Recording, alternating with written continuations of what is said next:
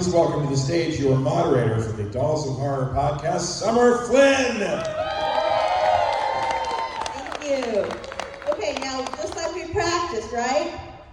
Please welcome Malcolm McDowell.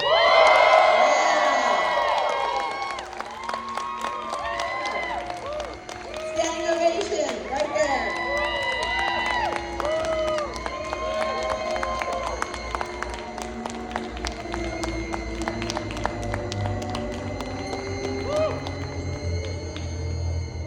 Don't get too excited.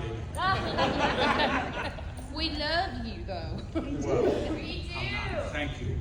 Welcome back to Days of the Dead. It's so good to see you again. Thank you. Yes. How have you been? I've been very well. How have you been? Terrible. Oh, I'm sorry, but you're better now that you're here with me, right? I'm being great. I'm being great. Thank you. Okay, so last time we spoke was in Chicago back in May. And Is that right? yeah. Wow, that went fast. Right? Yeah. Yeah. Yeah. And, Excuse me chewing, but it's just to give me a little energy. yeah.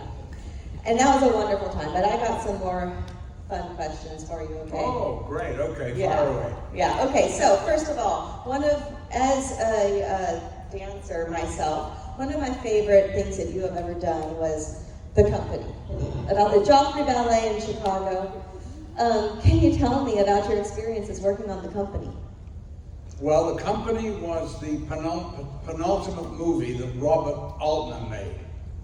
One of the finest American directors that ever worked in the cinema. And in fact, forget American directors and just say one of the finest directors. If you want to see what America was really like in that period, just go rent some of Bob Altman's movies and you will see, and he's made such masterworks. And The Company is about a ballet company. And it was brought to him by Neve Campbell, and Neve used to be a ballet dancer. And I don't think she figured it would be quite such hard work, her getting into shape to do that part. I think she was in her early 30s, and she quit when she was 19, I think. So to get back in shape, wow. And it was really, we went to Chicago and shot with the Joffrey Ballet. I played this man, the artistic director called Alpino, and they called him something else in the movie because he had such a terrible wig. It was like literally somebody had just gone boom. It was like a hat, but it was purporting to be, and he was in denial that it was a wig. So I couldn't play him because I'd have to do the whole wig thing, and there would be a running joke, and it would really not do him any service. So we called it something else, and I love doing the film. I love Bob Altman. He was a dear friend. I was doing one of these things at the Lincoln Center in New York about a movie I did called Gangster Number One. I looked down, and there is Bob Altman in the audience. And so I saw him afterwards. We went for dinner, and he said, "Can you dance?" And I said, "Can I dance? Hell no, of course I can't dance." He said, "Well, you don't have to." Wow, that's a relief. And he said, "I got this little movie and I want to do it." And I went, "I'm in, okay, I'll do it, 2 weeks later, he calls me up and he goes, "The dance picture's off." I went, "Jesus, you just cast me 2 weeks ago and now you're taking it away." He goes, Paul Newman, wants me to go do this Weinstein project. So I got to work with him. I said, "Okay, fine." 2 months go by, he calls me again. "The dance pictures are back on." I went, "What happened to Weinstein?" He goes, "Well, what a prick." I'm so grateful that it was back on because I love that movie. It's like, if you guys haven't seen it, it's like somebody just took a camera and put it in the room in a ballet company. It's kind of documentary, but not really. It's like a voyeurism type feel, and I love it. But this is Bob Altman. This is how he used to direct. you'd be doing the scene, he'd be next door with the earphones watching the monitor. He'd come in and go, okay, Nev, you go ask Arpino. He goes, Malcolm, you just look at what you're busy. You don't want to talk to him.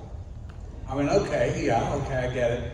Because you don't want, you know what she wants. She wants to play a starring role in a ballet, and you don't think she's ready, and you don't want to be faced with it, and also you don't want to say no.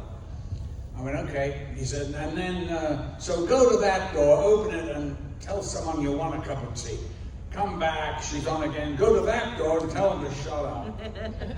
I went, okay, and then come back, and then look at your watch and go, hey babe, I haven't got time for this. Well, just get me later, okay? And leave. And I went, okay, well, what about the scene?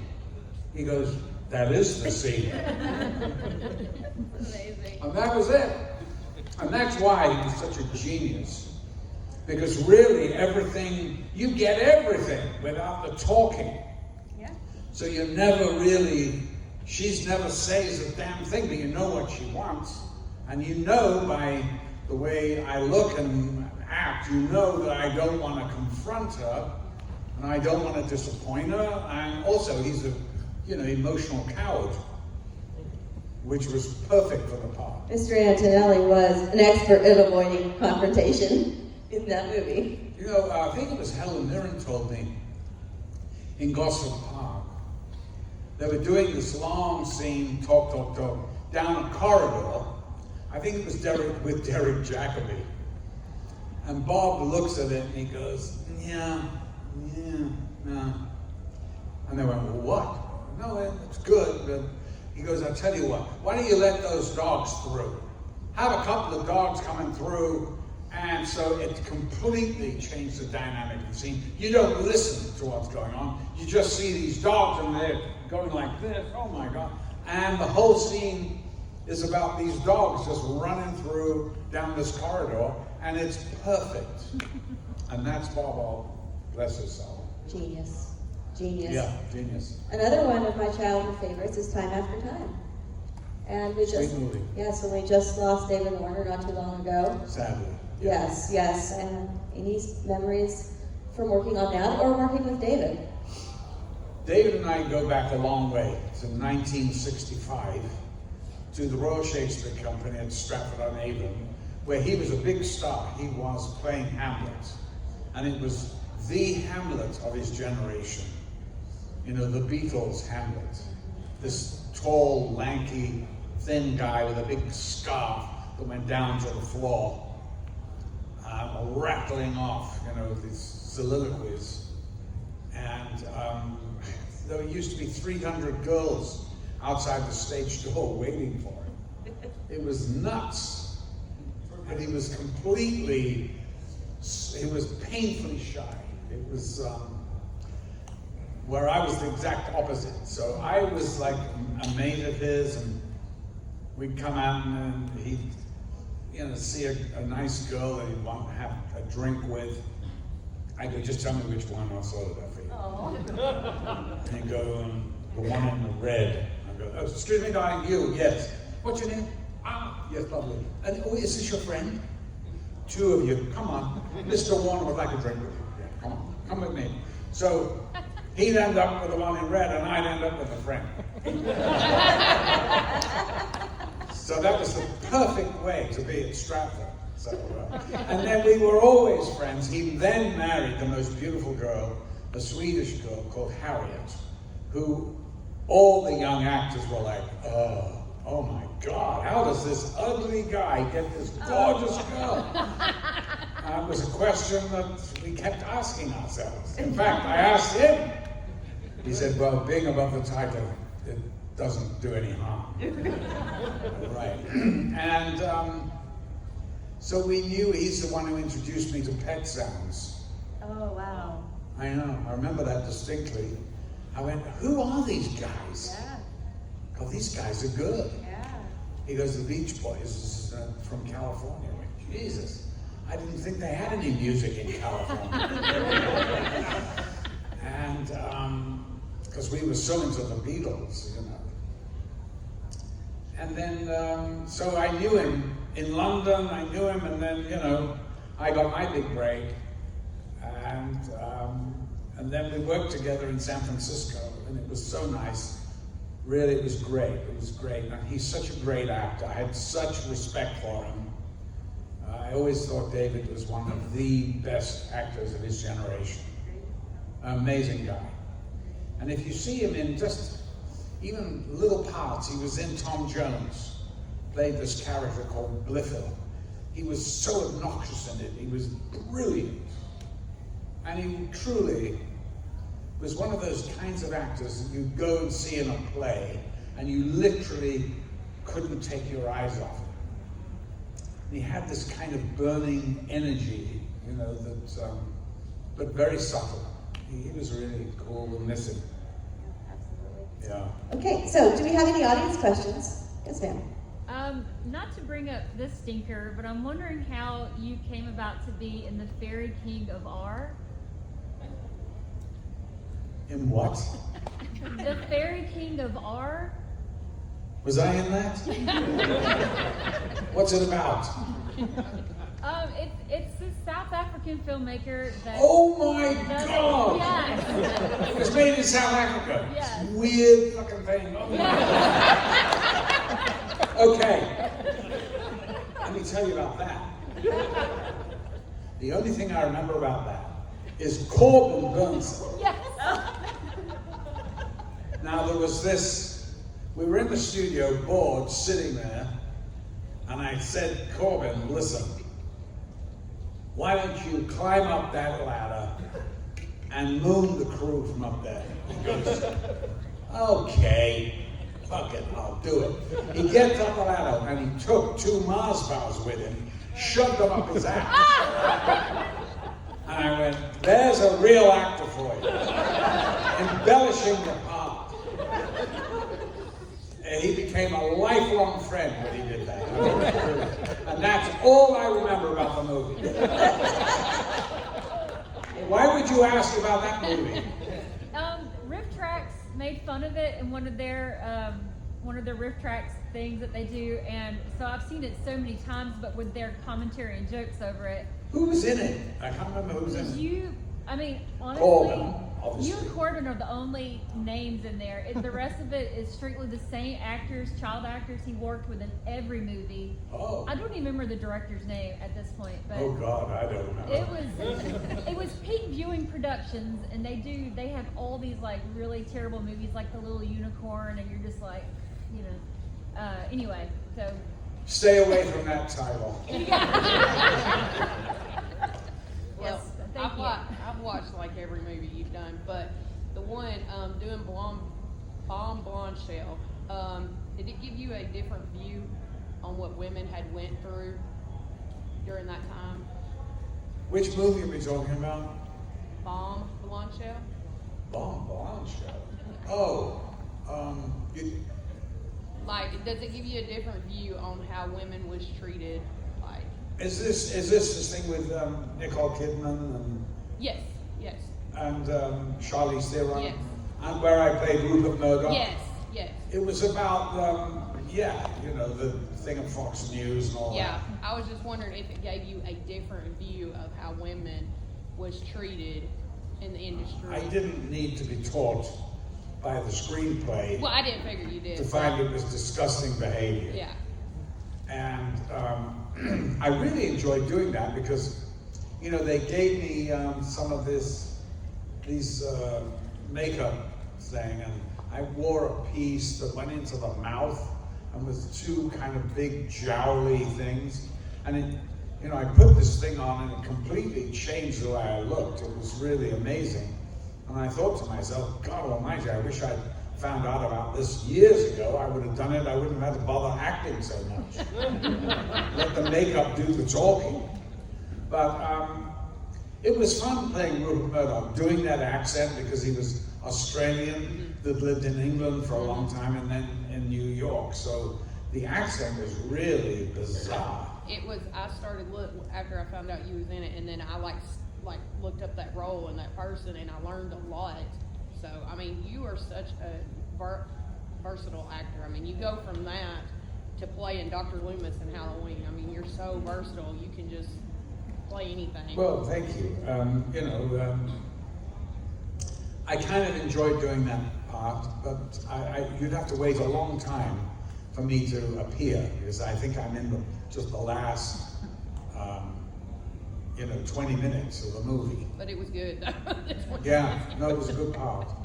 And I did it because the director asked me to do it. Of course, they didn't pay me. That means if the director asks you, then it's a favor. So that's it. You know. Well, thank you for the favor. You bet. You bet. Any others? Yes. After I know there was a lot of death threats. After you filmed Star Trek. After what? After you filmed Star Trek Generations. Yeah. About about the character of Soren killing off Kirk. How long after Star Trek Generations did you receive those threats? Well, my nephew, whose name is Alexander Siddig. I know him as Sid, but I have to think of his stage name. He was in one of those Star Trek series, Deep Space Nine. He played, I don't know who he played, I never watched it, but he was in one of them. He called me and he said, Uncle Malcolm, there's a thing, that we're all looking at online. I went, what do you mean online? I didn't know what the hell he was talking about. And he said, well, you've been getting death threats. I went, for what? Killing Kirk. Jesus Christ, I went, they should be thanking me. Death threats? Where's the sense of humor? And I went, okay, so we went to New York to do the press thing, and I was accompanied by 2 ex-LAPD officers. And I went, I'm really embarrassed, I'm sorry guys. I'm staying at this beautiful hotel, and they would come out to go and have a hamburger or something, look, the street, empty. I went, well, where are all these people that are supposed to be after my blood, But you never know, do you? I mean, look at the crazies out there. So I guess you have to it's better to be safe than sorry. Also, it just takes one. It doesn't have to be a mob, it just takes one. That's right, exactly, yeah. All right. Right there. Yes. Hey. Hi. It's my first time.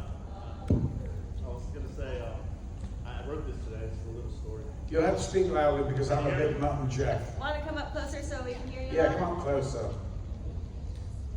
And speak real loud, okay? Okay. Can you hear me now?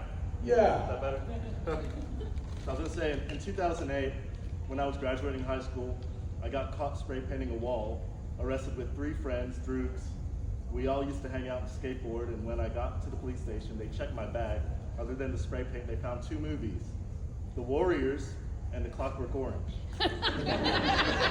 When my mom bailed me out, I came home to a room that was completely sanitized of any bad influences.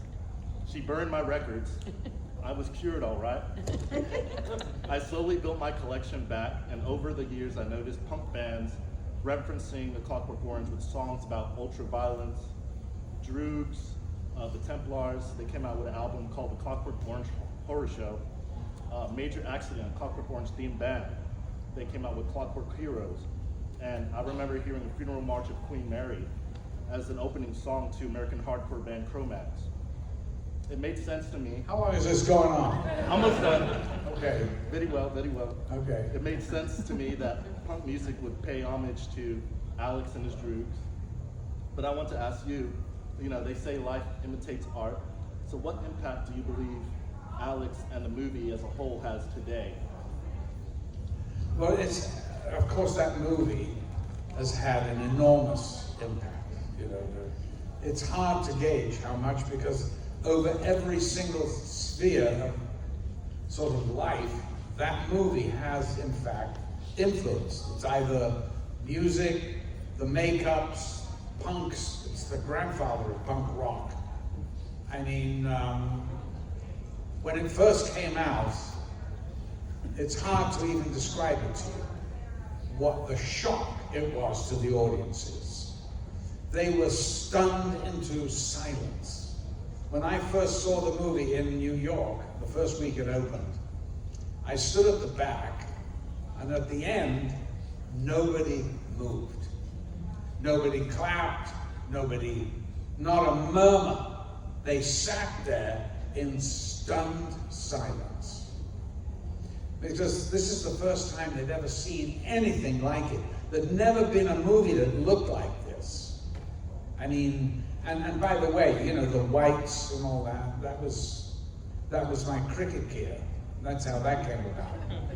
Stanley asked me, you know, before we were shooting, what do you think you would wear? And I went, well, Stanley, you know, it's futuristic, I don't know. And he goes, well, what have you got? I went, what have I got? I don't have futuristic. I've got jeans and t-shirts and my cricket gear in the car. He goes, well, put it on.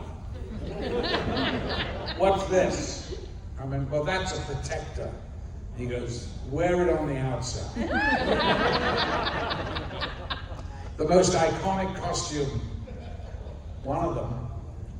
And the eyelash, I found this yard of eyelash at Bebo. It was a, you know, like a boutique. And I bought it as a joke gift for Stanley. He looked at it and he goes, put it on, wear it. I went, well, I don't even know how to do it. You know, you cut it, glue it, and he took pictures. And he called me the next day and he goes, I got the pictures with the eyelashes. I went, oh yeah. He goes, yeah, you just wear one. He said, because you look at your face and you realize there's something off and you're not quite sure what it is. So all these little things, you know, that one just takes for granted is the building blocks of this great movie. And it's got to be a great movie because people are still watching it 53 years later. And that's how you really, you know the greatness of a piece of work. By if it's still around after 50 years, there must be something about it. It doesn't really date. The emphasis just changes with that movie. You know, of course now it isn't all the amazing effects of looking at these weird costumes and this whole kind of cold, weird landscape that is completely dominated by television and gangs roaming the streets. Now it's about the politics of the freedom of man to choose. And that's what I think young people pick up on today more than anything else. And the fact that they find it funny, which I am so thrilled at, because when I made it, I thought I made a comedy. I knew it was a black comedy, but I thought it was hilarious. Nobody said it was a comedy in 1970, believe me. It was like, what are they going on about? The violence. There's no catch-up in the movie. There's nothing. It's all in the mind. Yeah. Well, you know, just something that I did intuitively was to start singing that song, and on the beat, you know, as a joke, really. And a lot of these things start as jokes. The whole thing at the end of the movie, in the hospital bed, and when the minister is feeding me, and I'm just going, and he's having to. That was because I saw Kubrick getting very bored with this long speech that this guy had, and I could see he was looking for ways to cut. And so to make him hurry up, and as soon as I did that, I saw Stanley laughing, and I knew the whole scene was going to be about that. And it takes the curse off, you know, the whole wrap-up of the movie, which is what the guy's doing. You don't even really care. You know, it's just, of course, we all know what the rap is in the movie. But to see this, and to see this little punk who's forcing this minister, you know, to cut that steak and get it, and, you know, it was just absolutely perfect. So, as I say, art sometimes is a happy accident. So you worked with a lot of directors? Yeah. the exacting nature of Kubrick to the more improvisational nature of the one that you just spoke about. Where is your sweet spot? What do you like as an actor? Let me just get rid of one myth. Kubrick was not exacting. Kubrick did not know what he wanted. I remember asking him once, how do you direct? Because I'd worked with the great Lindsay Anderson. And he said, well, Malcolm, he goes, I don't know what I want, but I do know what I don't want. And that was so true. So if it wasn't there in the rehearsal, you'd go on and on until you found it. And he was amazing. My favorite director, though, was Lindsay Anderson, who I did 3 movies with when he only made 5. And he cast me in my first movie, which Stanley saw and cast me as Alex in Clockwork. Hello, yeah. You are so spontaneous, like here on stage, and I've seen a lot of your movies. I couldn't say I've seen them all because I didn't know about that one in South Africa. But Neither did I. have you done theater? I mean, live? Yes. Every English actor starts in the theatre. The centre of England is London. It's not like in the States where theatre's New York, basically, and movies and television are on the West Coast. In England, it's all in London. So you start, because there is not a Hollywood situation. We don't have that many movies made in England. And so basically, if you're going to be a professional actor, you're going to work on the stage. So that's how I started in Weekly Rep, the Royal Shakespeare Company, and the Royal Court Theatre, working, doing that. But I always wanted to be a film actor. Not that there's any difference. You really shouldn't say film actor, stage. It's all the same, just a different delivery system. But really, I suppose one's true love is really the theatre. It's just that I can't do it anymore. I find it very difficult to do with the lifestyle I have because, I've got these kids, we live on the West Coast, and if I got to leave the family for a minimum of 6 months. And I didn't really want to do that. And so I would only do a play occasionally. But when I did it, I loved it. Yeah. So in all your years of show business, what's one of the most touching, heartfelt, pieces of fan art or tributes that anyone has just given you as a gift to their appreciation for your talents? Oh, I don't know whether I have been given any gifts. I mean, I'm paid, extremely nicely. No complaints over here. No one's painted a picture of you. Yeah, they painted pictures of me, but that you have hanging up in your home or anything like that? No, I don't keep anything from my career in my home. Okay. You will not see one poster, one photograph, because I'm a father, a husband and a father. I'm not, and they get enough. Anyway, with this bloody internet and things going on all the time, they get to see Clockwork Orange before they should, And dumbass interviews I've given from 50 years ago, they see those, they go, good God, Dad, look at your hair. And I always go, the Beatles have a lot to answer for. But, listen, I've had the most amazing and privileged life. And I've done something that I love doing. And I'm still doing it. I'm trying to learn a bloody part at the moment. I tell you this, your memory does not get better with old age. No.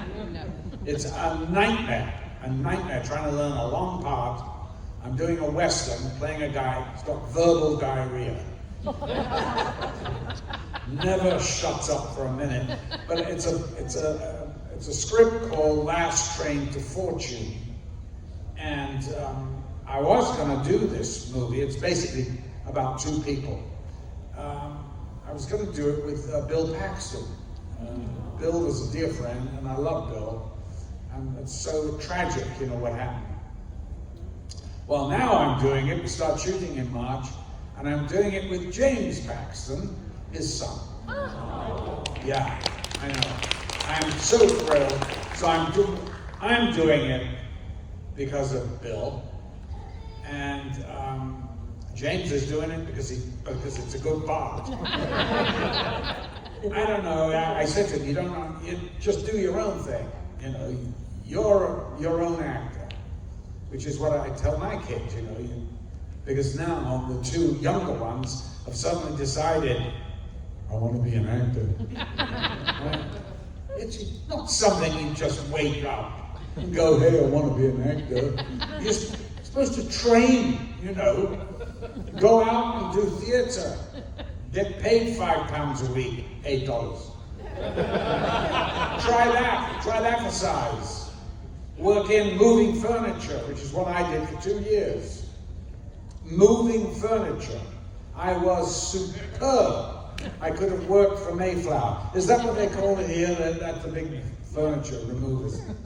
I think it's in England. Maybe it is. I don't know. Anyway, that was what I did at the Royal Shakespeare Company. Run in with crowns and the thrones and the benches and stuff like that, and set them on little marks, and then take them off. You were the set changer. That's exactly what I was. And they'd throw me a bone like the odd line, which of course I managed to screw up. I think my very first lines in the West End of London, I was playing what happened was the English Herald in Henry V, the English Herald got sick, and so did his understudy. I was in the pub before the show. The assistant stage manager came in and said, does anybody know the English Herald? And I went, oh, you mean, my sovereign lord, bestow yourself with speed. The French are bravely in their battle set and will with all expedience charge us. Is that the one? They went, yes, you're doing it. I went, fine, good. I thought, at last. So I'm waiting. I put on this royal, they call them a tabard, royal crest. I see the light, green, and I went, is that me? Is that mine? They're going, get. I go on. My sovereign lord, bestow yourself with speed. The French. The whole of the Agincourt army turns to face me. Come on, they're waiting. They went, oh my God, everybody was. There you are, my first. And Patrick Stewart was on stage during that. They were all there, laughing their heads off. Yeah. Do we have time for one more? We do have time for one more. You want to take a minute? Okay, is this going to be an Make it a good one. Yes, sir. When you portrayed Dr. Loomis in the remakes of Halloween, Yes. did you reference at all Donald Pleasant's performance, or did you do it all by yourself? Did you have any inspiration from Donald Pleasance at all? Well, I like to think I did it all by myself. I did have some help, however, from the script. I never saw any of the Halloweens, and oh gosh, oh blimey, still haven't. But I'm not into great horror thing like all you guys. I mean, I just act it. I don't have to love it. And in fact, I think I only lasted like 5 minutes at the premiere of Rob Zombie's Halloween 2. And I went, oh, geez, I can't take it anymore. I'm going to go for a meal. I'll see you at the end. But no, I've never seen Donald Pleasance. However, I did know who Donald Pleasance was. I met him a few times. And in fact, one time, I had a drink with him in the bar at this theatre called the Royal Court, which is in London. It's a great theatre. Because his daughter, Angela, was appearing in a play at the court. And I just happened to be in the bar and I saw him and we talked. I spent an hour talking and hanging out with him. And I know that nobody did Sinister like him. He was amazing. And of course he was the Bond villain and all these great, he played in a play written by Robert Shaw called The Man in the Glass Booth, which was the Eichmann story, you know, the trials in Israel when they caught him in wherever it was, Argentina. Anyway, yeah, no, I'd never seen him, but I could pretty much know exactly how he played it. But you know, I didn't want to play that, and I didn't want to copy him. I wanted to make it my own Loomis. And the purists, of course, have a problem with that. Well, that's not my problem. You know, Rob brought a whole different thing to it. And, you know, I mean, some people hate it, other people love it. All I will tell you that I had so much fun working with Rob. And in fact, I got a call, you know, saying he wants you to do this Halloween thing. And I went, oh no, Rob Zombie. Well, I don't know him. And he goes, well, he wants to meet you for lunch. I went, oh, okay, fine. Where are we going? Mr. Chow's in Beverly Hills. So I walk into Mr. Chow's, and I'm thinking, what the hell is he? Who am I looking for here? And I saw this guy that looked like a reincarnation of, you know, not Ted Bundy, the other one, you know, with the hair down here, you know, and I'm thinking, oh, Charles Manson. I went, oh, you must be Rob Zombie. He went, hey, he was so sweet, so nice. I had such a blast. I don't know whether you've ever checked out on the DVDs, the gag reel and all that, extras, because you could tell we were just giggling our way through the whole thing. And then I remember Tyler Mane comes through the wall or something. And in one take, I was looking at him and I went, hey, fuckface, ring the fucking doorbell. And we just went on talking. I mean, insane. We had so much fun. And in fact, Sherry kept saying I was making her laugh. And I went, look, I'm not even looking at you. What are you talking about? And your husband's getting irritated with me. And then she broke down. She started laughing, and I went. She goes, I can hear you breathe. I went, oh, sorry. I'll stop breathing. Is that okay? So it was a bit like that. We just had such a great time. Rob is a real talent. It's funny, I had this lovely Scottish, she's a script supervisor. I was talking to her on the phone. She was in London. She has a thick Scottish accent. And she goes, and what are you doing next? I said, I'm working with, you know, this guy, Rob Zombie. She went, Rob Zombie? I think if I had a name like that, I'd change it. I said, no, darling, I think that's what he changed it to.